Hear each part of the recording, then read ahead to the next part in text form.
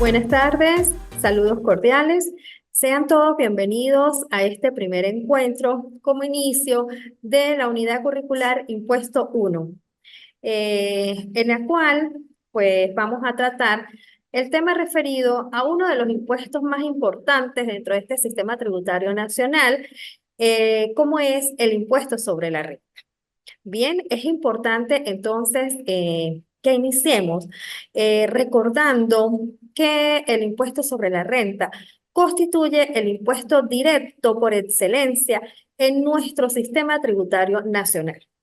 Recordemos que este sistema tributario nacional está integrado por los impuestos, las tasas y las contribuciones, que todos estos elementos tienen características diferentes, que tienen aplicaciones distintas y con un concepto y una definición igualmente diferente. De modo que en este estudio del impuesto 1 nos vamos a dedicar a tratar todo lo referido al impuesto sobre la renta.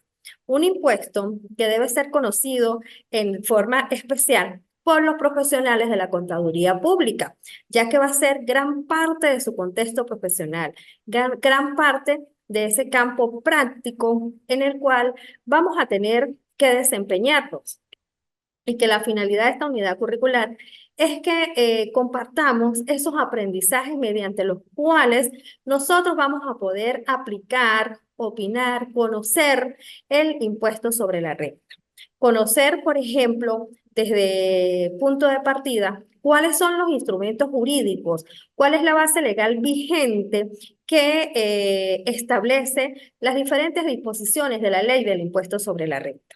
Es importante que todos los profesionales que manejan los diferentes impuestos se marquen en los instrumentos jurídicos vigentes, ¿bien?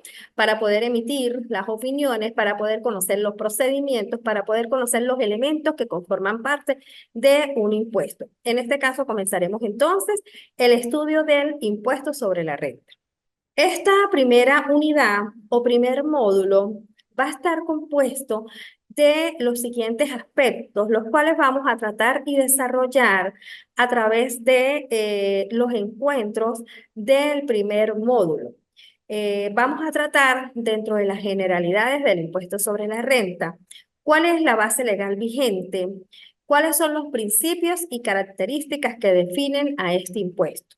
Asimismo, cuál es el hecho imponible, cuáles son los sujetos pasivos, las exenciones y exoneraciones para nuestra segunda unidad y tomando en cuenta también dentro de los siguientes módulos las tarifas aplicables, los cálculos correspondientes, que incluye una declaración de impuestos sobre la renta. ¿Quiénes son los sujetos pasivos obligados? Es decir, quién debe cumplir con las obligaciones al respecto y los demás aspectos que fundamentalmente debamos compartir y conocer para poder manejar adecuadamente este impuesto. Así pues, dentro de las generalidades del impuesto sobre la renta, sus características y principios, vamos a mencionar los siguientes aspectos como elementos fundamentales a tomar en cuenta para conocer qué es el impuesto sobre la renta. En primer lugar, se trata de un impuesto directo, personal y progresivo. Directo. Un impuesto directo en nuestro sistema tributario nacional es aquel que toma en cuenta la capacidad contributiva, la capacidad económica del contribuyente y en el cual va a ser un pago de un impuesto según su cuantía, según sus ingresos, según la capacidad económica, según la capacidad contributiva de ese contribuyente. Es decir, que toma en cuenta la capacidad económica y de acuerdo a sus ingresos será grabado para el impuesto sobre la renta. Es un impuesto personal, es decir, el impuesto recae de forma directa y obligatoria para quien genera los ingresos, ¿bien? Que va a ser el obligado a cumplir con el mismo. Y es un impuesto progresivo. Es un impuesto progresivo porque dentro de sus elementos fundamentales comprenden unas tarifas en las cuales, de acuerdo a los diferentes rangos que poseen esas tarifas y de acuerdo a los diferentes porcentajes mediante los cuales se van a grabar, se van a pechar, se va a indicar cuál es el pago del contribuyente, es de manera progresiva, es decir, a mayores ingresos, mayor pago va a tener ese contribuyente. Entonces, ¿quiénes son los sujetos pasivos del impuesto sobre la renta? Bueno, vienen a ser todos aquellos sujetos que obtienen ingresos en razón de actividades económicas, bien sea de ventas o bien sea de prestación de servicios. Aquí el impuesto sobre la renta va a gravar en la obtención del enriquecimiento, la obtención de los ingresos, bien sea por actividades comerciales como venta de bienes o prestaciones de servicios, o también los ingresos, los enriquecimientos que se obtienen por los sueldos y salarios cuando los ingresos se obtienen bajo relación de dependencia, es decir, cuando existe la relación patrono-empleado y ese sueldo que allí se genera constituye la fuente de ingresos de esa persona.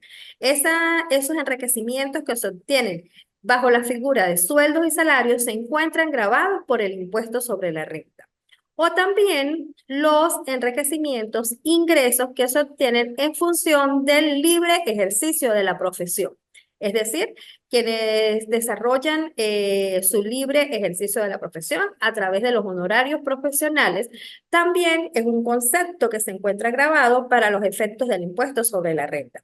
Entonces, en líneas generales, todas aquellas personas que obtienen un enriquecimiento, una ganancia, unos ingresos provenientes de una actividad económica, bien sea comercial, mercantil, o proveniente de ingresos bajo relación de dependencia, como es el caso de los sueldos o salarios, o que se originen o deriven del libre ejercicio de la profesión, están grabados para el impuesto sobre la renta.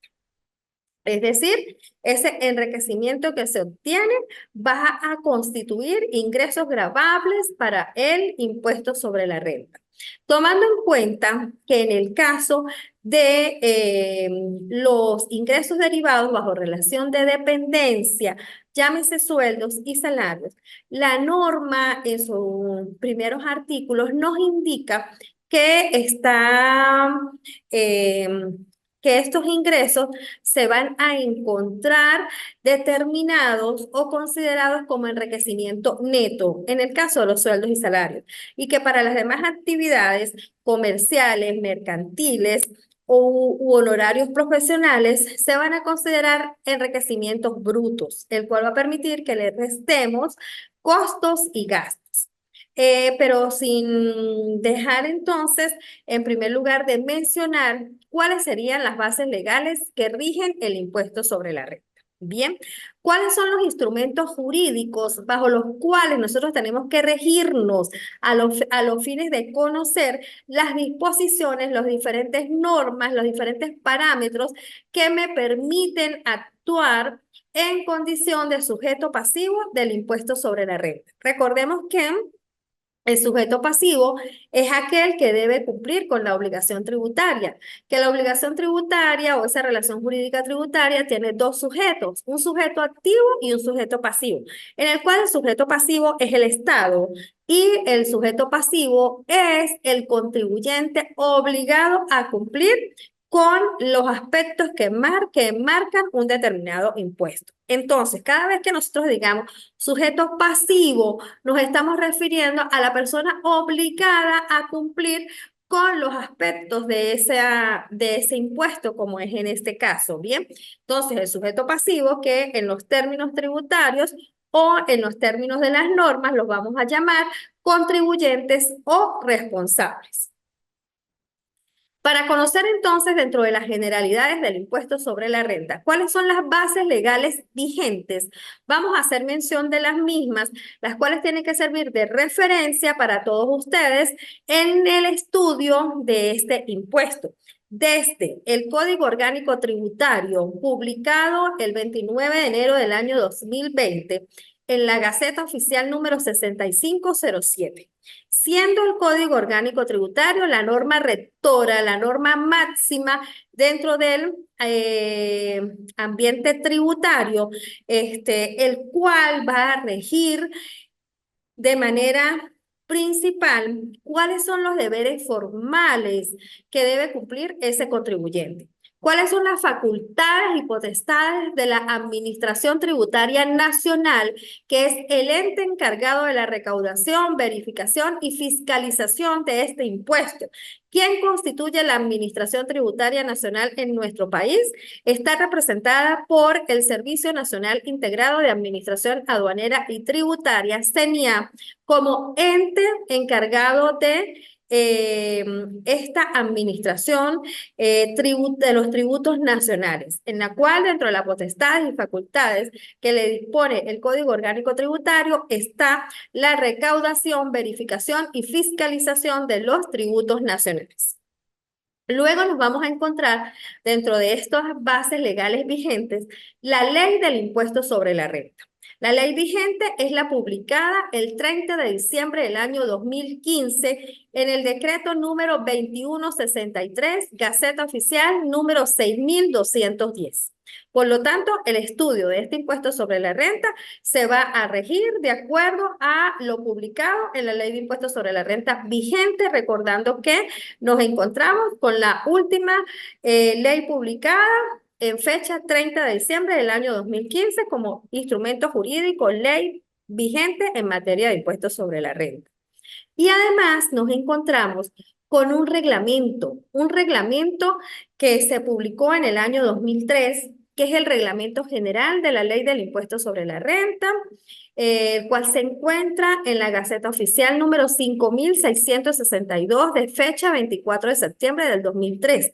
Un reglamento que viene a ser en la norma un excelente instrumento jurídico que regula los procedimientos, que describe los elementos técnicos, que es más operativo y que nos conlleva a un mayor detalle de procedimientos en materia de impuestos sobre la renta. Como por ejemplo, vamos a ver más adelante cómo nos describe paso a paso, papeles de trabajo, todo lo que, por ejemplo, debemos elaborar en materia de ajuste por inflación como referencia, ¿bien? Pero lo importante es que conozcamos que dentro de ese conjunto de bases legales vigentes tenemos o está el Reglamento General de la Ley del Impuesto sobre la Renta, que sigue siendo el vigente para la fecha de este encuentro, el publicado el 24 de septiembre del año 2003. También nos vamos a encontrar en materia de impuestos sobre la renta con otra serie de normas que vienen a constituir aspectos especiales, particulares, referidos a determinadas actividades, como es el caso del decreto de retenciones número 1808, que se refiere específicamente a la norma aplicable en materia de retenciones de impuestos sobre la renta, que constituye el cuarto módulo de nuestro contenido programático y en el cual vamos a estar específicamente en el estudio, análisis, aplicaciones que comprende el decreto de retenciones número 1808, publicado en Gaceta Oficial número 36.203 de fecha 12 de mayo de 1997. Este decreto nos va a indicar cuáles son los elementos a tomar en cuenta, cuál es el procedimiento, quiénes son los sujetos pasivos, quién es el agente de retención, quién va a ser el responsable de aplicar las retenciones de impuestos sobre la renta, además su cálculo y determinación y obligaciones pertinentes. También nos vamos a encontrar con una serie de resoluciones, providencias administrativas que emite la Administración Tributaria, que vienen a ser instrumentos jurídicos de aplicaciones para aclarar algunos aspectos y además para indicar elementos fundamentales dentro del desarrollo de la norma. Nosotros nos encontramos en este impuesto, en el impuesto sobre la renta, por ejemplo, la providencia administrativa número 0063, que me indica los plazos para hacer las declaraciones de impuestos sobre la renta y además la providencia número 034 que designó la declaración electrónica del impuesto sobre la renta. De modo que También existen algunas otras providencias, algunas otras normas que en el desarrollo del contenido podremos ir tocando, mencionando, haciendo mención para vincular los casos que sean necesarios de acuerdo a las bases legales vigentes. Bien, pero este contenido que está acá fundamentalmente, Código Orgánico Tributario, Ley de Impuestos sobre la Renta, Reglamento del Impuesto sobre la Renta y el Decreto de Retenciones van a ser nuestros fundamentos, nuestros soportes principales para la aplicación del desarrollo del impuesto sobre la renta. Bueno, entonces ahora sí decíamos que dentro de esos principios y características del impuesto sobre la renta, mencionamos porque es un impuesto directo, personal y progresivo. Y en el estudio de las características del impuesto sobre la renta, tenemos que tomar en cuenta que es un impuesto anual que toma en cuenta la disponibilidad de los ingresos, además el enriquecimiento neto, la territorialidad y la renta mundial como características fundamentales del impuesto sobre la renta. Entonces, para hacer mención a cada una de ellas, comenzaremos por estudiar qué es la anualidad en materia de impuestos sobre la renta. La anualidad que se menciona en el artículo 1 de esa ley del impuesto sobre la renta se refiere a que el impuesto sobre la renta comprende un ejercicio económico que se encuentra integrado por un periodo de 12 meses. Entonces, el ejercicio económico del impuesto sobre la renta que comprende la anualidad se refiere a un ejercicio compuesto por 12 meses, en los cuales nosotros podemos encontrar el año civil, en el que comúnmente se maneja la actividad económica de los contribuyentes, que comprende del 1 de enero al 31 de diciembre de cada año. Pero también pudiera ser que una persona jurídica, por ejemplo, recordemos que este impuesto se aplica tanto a personas naturales como a personas jurídicas, que haciendo un pequeño paréntesis, las personas naturales somos nosotros en condición de personas físicas que realizamos una actividad comercial y que podemos formalizar una firma personal, un fondo de comercio ante el registro mercantil. Mientras que las personas jurídicas adquieren la figura de constitución en sociedades, por ejemplo, como los designe el Código de Comercio, en sociedades anónimas, en compañías anónimas, en SRL, por ejemplo, y que se distinguen a efecto de la administración tributaria, por ejemplo, a través de un RIF que puede ser B de personas natural o J de personas jurídicas. Son los diferentes términos y aquí todos los elementos los tenemos que vincular, relacionar, porque no se puede estudiar ningún elemento aislado, mis estimados participantes. Tenemos que concatenar las leyes con los trámites administrativos, con los diferentes procedimientos, con el contexto profesional y el campo profesional en el que nos incluye todo este ámbito tributario. Bien. De modo que entonces, afinándonos en lo que se refiere a la anualidad, a la característica de la anualidad, hace mención o se indica que el ejercicio económico del impuesto sobre la renta debe estar compuesto por 12 meses. Bien sea el ejercicio civil del 1 de enero al 31 de diciembre, o pudiera ser que una persona jurídica en su documento constitutivo fija un periodo, un ejercicio económico de 12 meses, pero que comprende desde su inicio hasta el cierre del ejercicio o finalización del ejercicio 12 meses, pero no necesariamente siempre debería regirse 1 de enero, 31 de diciembre. Pudiera ser que decide iniciar su ejercicio el 1 de mayo y su cierre sea al 30 de abril, por decirlo de alguna manera, pero comprende 12 meses, ¿bien? Lo importante es que el ejercicio económico se haya descrito, indicado y de una vez esté expresado en el documento constitutivo de esa entidad económica, ¿bien? Sin embargo, nos indica el reglamento del impuesto sobre la renta que existen algunas excepciones para esa anualidad, algunos casos en los cuales el impuesto sobre la renta pudiera poseer un ejercicio económico un poco menor a los 12 meses, que es el primer ejercicio de su constitución, el cual va a contar, por ejemplo, desde la fecha de su constitución, vamos a decir 15 de octubre hasta el 31 de diciembre como cierre del ejercicio. Bien, su primer ejercicio entonces pudiera ser de un periodo menor a 12 meses. O también nos indica el mismo reglamento que tenemos una excepción para esa anualidad cuando, por ejemplo, la empresa entra en un proceso de liquidación y al momento de efectuar este procedimiento de liquidación ante el registro mercantil debe hacer una declaración de impuestos sobre la renta que no necesariamente va a coincidir con los 12 meses de la anualidad. Son los dos casos en los cuales, por ejemplo, pudiera tener un periodo diferente a los 12 meses.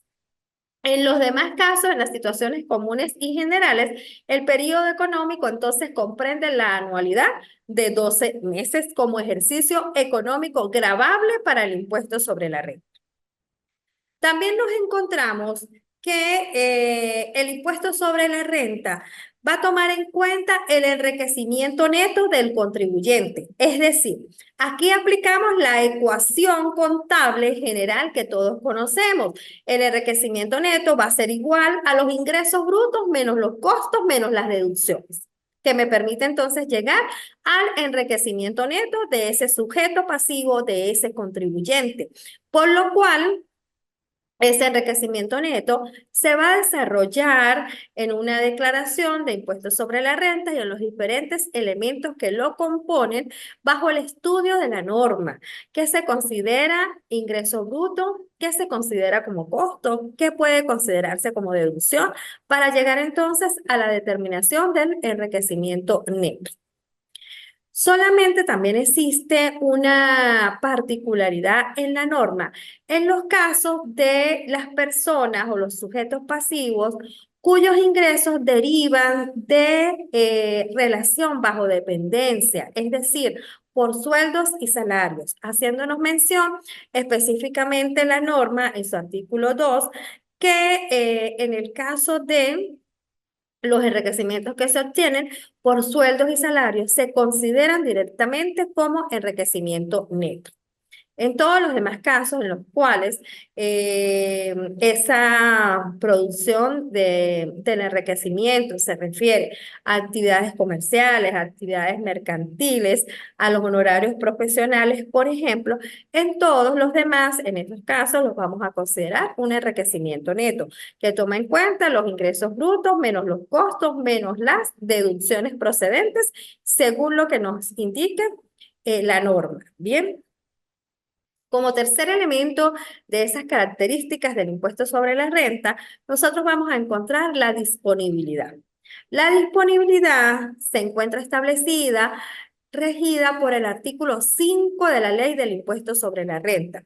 Y esta disponibilidad se refiere a cuándo los ingresos se van a considerar que deben incluirse como ingresos gravables para el impuesto sobre la renta, haciéndonos mención la norma que la ley distingue tres momentos para considerar la disponibilidad de esos ingresos y nos indica desde el momento en que se causan las operaciones. Es decir, se causa la operación que me generó un ingreso, ese ingreso se considera gravado para el impuesto sobre la renta. Además, desde el momento que se devengan en aquellas operaciones que mercantilmente no se corresponden a ventas, sino, por ejemplo, en los casos de los arrendamientos, en el momento que se devengan, tomando en cuenta que igualmente se consideran disponibles. Y desde el momento en que se pagan, está referido a los ingresos bajo relación de dependencia, es decir, por sueldos y salarios, incluyendo entonces como ingresos disponibles lo que realmente ha percibido esa persona o que se le ha pagado dentro de ese ejercicio económico de 12 meses, del 1 de enero al 31 de diciembre. Entonces, aquí tenemos que hacer obligatoriamente para su estudio esa lectura y revisión del artículo 5 como recomendación general para que allí puedan distinguir estos tres momentos en los cuales se van a considerar disponibles los ingresos para el impuesto sobre la renta. Recordando que a la luz de la norma, ese artículo 5 nos indica que tenemos tres momentos: desde el momento en que se causan, desde el momento en que se devengan y desde el momento en que se pagan. Luego nos vamos a encontrar como característica para finalmente ya entonces concluir con los principios y características del impuesto sobre la renta, el principio de la territorialidad y la renta mundial, los cuales van a incluir todas las rentas que se obtienen dentro del territorio nacional. Además, incluye aquellas que se obtienen bajo el principio de la renta mundial, bajo las figuras que también están definidas en la ley del impuesto sobre la renta, como establecimiento permanente o como base fija. Como establecimiento permanente, cuando una empresa tiene en el país, por ejemplo, sucursales y desarrolla actividades económicas. Y la base fija se refiere cuando una persona natural, que aunque no esté domiciliada en el país, tiene en el país un lugar, una oficina en la cual desarrolla actividades que generan ingresos dentro del territorio nacional. Por lo tanto, ese conjunto de rentas, bien sean territoriales o de renta mundial, van a formar rentas gravadas para el impuesto sobre la renta. Entonces, en resumen general, recordemos que nos encontramos con los principios como que es un impuesto directo, personal y progresivo, tomando en cuenta la capacidad económica del contribuyente. Y que además, dentro de sus características, nos encontramos con la anualidad, en la cual toma en cuenta un ejercicio económico compuesto por 12 meses. La disponibilidad de la renta, según el artículo 5 de la ley, distinguiendo desde el momento en que se causan, se devengan o en que se pagan. Nos encontramos con un enriquecimiento neto, lo cual nos indica que esta norma, este impuesto nos permite restar de los ingresos brutos los costos y las deducciones para obtener el enriquecimiento neto. Y por último, que toma en cuenta dentro de la territorialidad las rentas que se obtienen tanto dentro como fuera del territorio nacional. Bueno, acá tenemos esa disponibilidad en la cual se explican los tres momentos que nos indica la norma. Nos encontramos entonces, en resumen, que grava el impuesto sobre la renta, que es el concepto de entrada, que son los elementos que ustedes en este momento, a los fines de iniciarnos en ese maravilloso estudio del impuesto sobre la renta, deben tomar en cuenta y aplicar en este desarrollo de este contenido. Entonces, ¿qué grava el impuesto sobre la renta?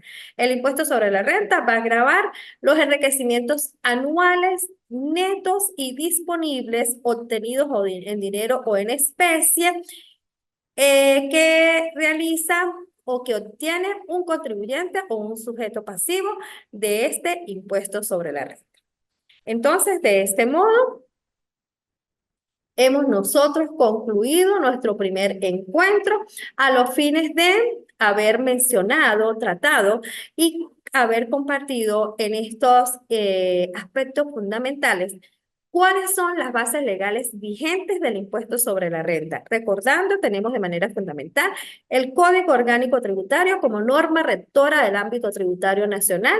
Nos encontramos una ley de impuestos sobre la renta vigente publicada el 30 de diciembre del año 2015 y un reglamento del impuesto sobre la renta. Bien, igualmente hemos tratado los principios, las características y cuáles serían los elementos que en líneas generales van a venir a estar grabados por el impuesto sobre la renta. Les invito entonces a la revisión del presente material de apoyo, a la ubicación de tener a la mano, de ir leyendo de forma concatenada al material cada uno de los instrumentos legales, cada una de las bases legales y por supuesto ir cumpliendo entonces en el desarrollo de cada una de sus actividades de acuerdo a la materia que estamos tratando en cada encuentro, el cumplimiento de la misma, el desarrollo de lo mismo y los aportes que todos a bien tengan a realizar. Ha sido un gusto compartir con ustedes este primer encuentro. Les deseo nuevamente el mayor de los éxitos durante el desarrollo de esta importante y apasionante materia tributaria. Sean todos nuevamente bienvenidos. Hemos iniciado entonces así nuestro módulo 1 correspondiente a las generalidades, bases legales, principios y características del impuesto sobre la renta. Muchas gracias. Feliz tarde para todos. Quedando a su grata disposición, a su entera disposición, a sus órdenes, para todas las inquietudes o aportes que puedan presentar. De modo que, bueno, con esto hemos tratado entonces los aspectos resaltantes del módulo 1, esperando que todos ustedes puedan revisarlo y atender a las actividades planificadas y programadas a través del aula virtual. Feliz tarde para todos.